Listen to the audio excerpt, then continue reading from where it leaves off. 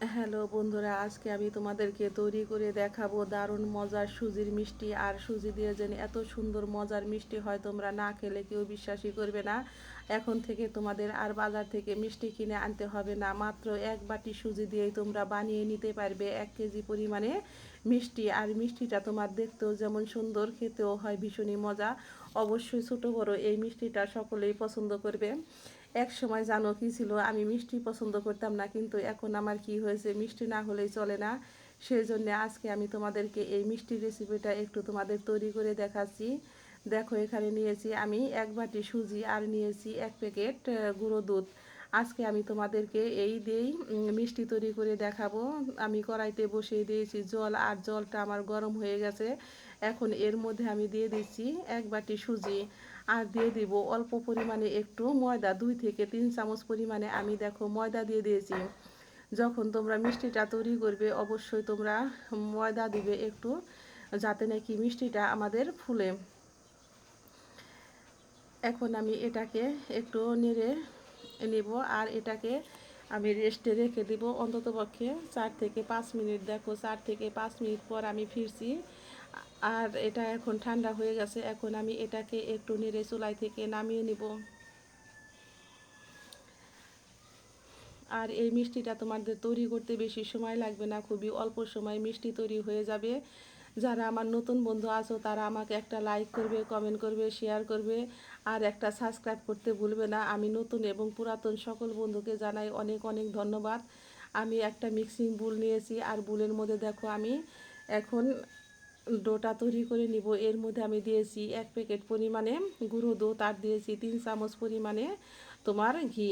আর তোমাদের যদি ঘি যদি হাতের কাছে না থাকে তাহলে তোমরা একটু সাদা তেল দিবে, যাতে নাকি তোমাদের হাতে লেগে না যায়। আর ঘিটা দিলে তোমার ফ্লেভারটা আসে অন্যরকম, মিষ্টির খেতে হয় দারুণ মজা। এখন আমি এর মধ্যে দিয়ে দিচ্ছি 1/2 চা চামচ পরিমাণে বেকিং পাউডার। আর বেকিং পাউডারটা বন্ধুরা অবশ্যই দিবে, আর বেকিং পাউডার না দিলে তোমাদের মিষ্টিটা ফুলবে না। সেই জন্য আমি তোমাদেরকে বেকিং পাউডারটা দিয়ে দেখাচ্ছি, দেখো। আর এটাকে আমি এখন ভালো করে মেখে নিব। আর এটাকে তোমরা যত ভালো করে এই ডোটা মাখবে, তোমাদের মিষ্টিটা তোমাদের ততই সফট হবে। এটাকে হাতে চাপ দিয়ে ভালো করে তোমাদের এটা মেখে নিতে হবে। আর দেখো আমার এটা মাখা রেডি হয়ে গেছে, আমি এখন রেস্টে রেখে দিব।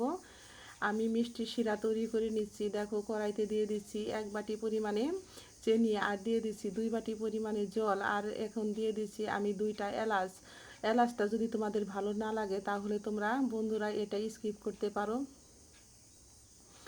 আমার কাছে এলাচের ফ্লেভারটা ভালোই লাগে, সেই জন্য দেখো আমি দিয়েছি। আর মিষ্টি শিরাটা আমার রেডি হয়ে গেছে। আমি এখন এটাকে চুলাই থেকে নামিয়ে নিব।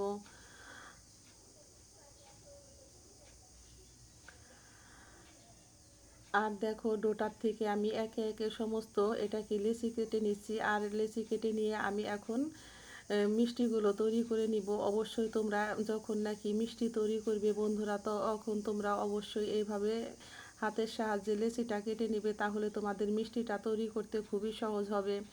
আমি এখন দেখো গোল গোল করে মিষ্টিগুলো বানিয়ে নিচ্ছি। আর তোমরা দেখতেই পারছো যে এটা কত সহজে অল্প সময়ে বানানো হয়ে যায়, কিন্তু বানানো একটু ঝামেলা হলেও এটা খেতে হয় ভীষণই মজার। আর যে কোনো কাজই বন্ধুরা তোমরা যদি একটু মন দিয়ে দেখো তাহলে কঠিন কাজও সহজ হয়ে যায়। আর কোনো কাজই তো আমরা মায়ের পেটে থেকে শিখে আসি না বন্ধুরা, অবশ্যই কাজগুলো আমরা কারো না কারো কাছ থেকে শিখি। আর শিখার বন্ধুরা কোনো বয়স নাই। আমরা যত মৃত্যুর আগ পর্যন্ত যাই দেখি তাই আমরা শিখি। দেখো কথা বলতে বলতে আমি সমস্ত মিষ্টি রেডি করে নিয়েছি। আর এই মিষ্টির রেসিপিটাও আমার মায়ের কাছ থেকে শেখা, কারণ আমাদের তো তখন এত দোকান ছিল না। এখন তো তোমাদের দোকানে মন চালেই মিষ্টি পাওয়া যায়, তখন তো আর এত দোকান ছিল না। তখন আমার মা কী করতো, এইভাবে আমাদেরকে মিষ্টি তৈরি করে দিত। আর আমরা সব ভাই বোনেরা মিলে আমরা সকলেই অনেক মজা করে খেতাম, কারণ আমাদের তো অনেক বড় একটা পরিবার ছিল। একটা পরিবারে অন্ততপক্ষে 20-25 জন লোক ছিলাম আমরা। দেখো এখন শিরার মধ্যে আমি এখন দিয়ে দিচ্ছি মিষ্টিগুলো, আর মিষ্টিগুলো দিয়ে এখন আমি এটাকে সিদ্ধ করে নিব। আর যখন নাকি মিষ্টিগুলোকে তোমরা সিদ্ধ করবে তখন এটাকে চুলার আঁচটাকে অবশ্যই তোমরা মিডিয়াম লো করে দিবে, কারণ লো আজে তোমার মিষ্টিটা ফুলবে। আর তাছাড়া তোমাদের মিষ্টিটা তোমাদের ফুলতে একটু সময় লাগবে যদি হাই হিট। আমি এখন মিষ্টিগুলোকে ঢেকে সিদ্ধ করে নিব 10 থেকে 15 মিনিট। আর 10 থেকে 15 মিনিট আমি একদম লো আছে এটাকে সিদ্ধ করে নিব। আর সিদ্ধ করার পর আমি এটাকে রেখে দিব অন্ততপক্ষে এইভাবে ঢেকে 1 ঘন্টা।